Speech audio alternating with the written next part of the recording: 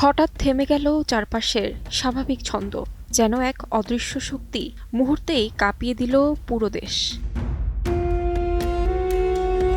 শুক্রবার সকাল 10টা 38 মিনিটে রাজধানী ঢাকাসহ দেশের বিভিন্ন এলাকায় অনুভূত হয় শক্তিশালী ভূমিকম্প, যার মাত্রা ছিল 5.7।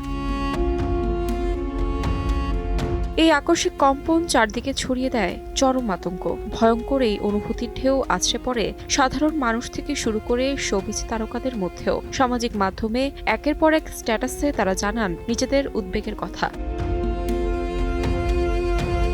সোশ্যাল মিডিয়ায় পোস্ট দিয়ে অভিনেতা চঞ্চল চৌধুরী জানান, ভূমিকম্পের ভয়ঙ্কর অভিজ্ঞতা, সবাইকে নিরাপদে থাকার আহ্বান জানান তিনি। অভিনেত্রী মেহজাবিন চৌধুরী লিখেন, ভূমিকম্প, আশা করি সবাই নিরাপদে আছেন।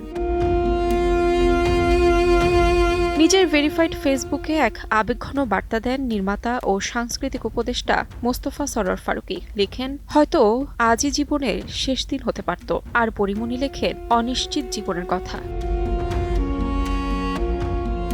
আকস্মিক এই ভূকম্পন স্মরণ করিয়ে দিল প্রকৃতির সামনে আমরা কতটা অসহায়। আতঙ্কের সেই মুহূর্তে সবার একটাই প্রার্থনা, দেশ যেন থাকে নিরাপদে, সবাই যেন থাকে সুস্থ ও অক্ষত। তাহমিনা তন্নি, সময় সংবাদ।